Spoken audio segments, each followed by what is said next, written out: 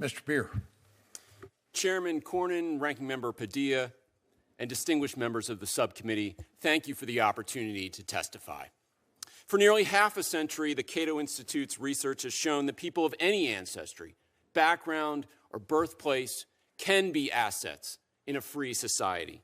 America's immigrants exemplify this truth.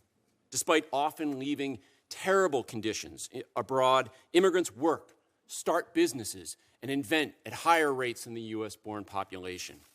Cato's recent analysis shows that immigrants reduced deficits by $11.5 trillion over the last 30 years, including about $140 billion in Minnesota. Although welfare fraud is a serious problem, immigrants aren't to blame. Non-citizens account for just 5% of welfare fraud losses, 31% less per capita than U.S. citizens.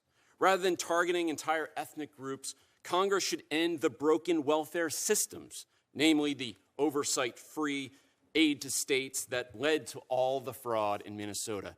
But let's be clear, DHS isn't anti-fraud. DHS is itself openly carrying out the largest fraud in the history of the U.S. immigration system. DHS and the State Department are raking in billions of dollars in immigration fees and not providing the adjudications that applicants are entitled to. For individuals for over 90 countries, half of all legal immigrants, the administration is simply not processing their applications. The burden of proof is already on these applicants. DHS and state can deny anyone who fails to make their case.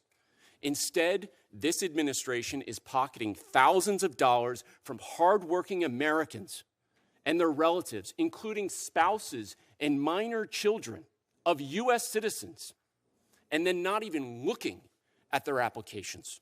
This is a scam. It is fraud. DHS's entire Minnesota operation is another kind of scam sold to the public on lies. DHS hasn't criminally charged anyone with fraud there, and 60% of its immigrant arrests in Minnesota have no criminal convictions or charges. DHS itself classifies just 8% of its arrests in Minnesota as the highest threat level, and 3/4 of arrests it classifies as not being a threat at all. Instead of arresting fraudsters, it's seeking to jail 5,600 legal vetted refugees, nursing mothers, single parents, long-term residents, already dragged away from their families without any evidence of fraud at all. Rather than a law enforcer, DHS has become the biggest lawbreaker in America today.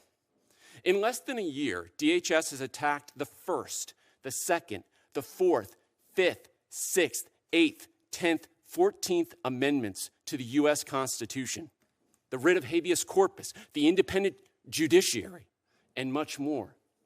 Every day, masked DHS agents detain Americans based on their race and demographics. They arrest legal immigrants for criticizing their foreign policy and Americans for recording them doing it. They threaten, assault, and even shoot people for exercising their First and their Second Amendment rights. They break into our homes without judicial warrants. They sentence legal immigrants to foreign prisons without trials. They are trying to strip the citizenship of Americans born in this country. They detain people without lawful basis, and they ignore court orders to release them. And of course, they lie about all of it. Combating fraud and upholding the rule of law is important, but the public cannot have faith in that effort by an administration that regularly gets away with fraud, lies, and lawlessness.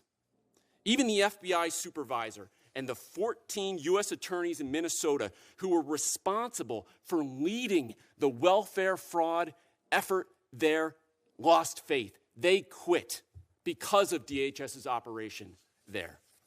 We need accountability. The Supreme Court has said Congress hasn't authorized Americans to sue immigration agents for constitutional violations. So fix it. No more absolute immunity, as the White House says. The new standard, absolute accountability. Anything less would be a fraud. Thank you. Mr. Schwartz.